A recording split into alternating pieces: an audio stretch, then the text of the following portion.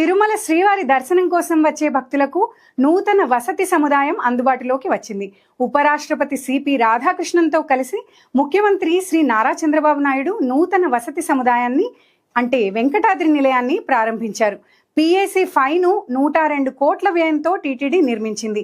ఎలాంటి ముందస్తు బుకింగ్ లేకుండా వచ్చిన భక్తులకు వసతి కల్పించేందుకు గాను నూతన వసతి సముదాయాన్ని అందుబాటులోకి తీసుకువచ్చారు. ఈ భవనం ద్వారా ఒకేసారి 4,000 మంది భక్తులకు ఉచిత వసతి సౌకర్యం కల్పించేలా నిర్మించారు.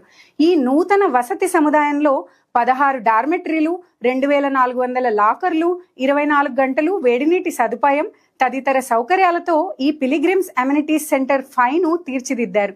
అలాగే ఒకేసారి 80 మంది భక్తులు తలనీలాలు సమర్పించేందుకు వీలుగా కళ్యాణకట్టను కూడా ఈ PAC 5 ప్రాంగణంలో టీటీడీ ఏర్పాటు చేసింది.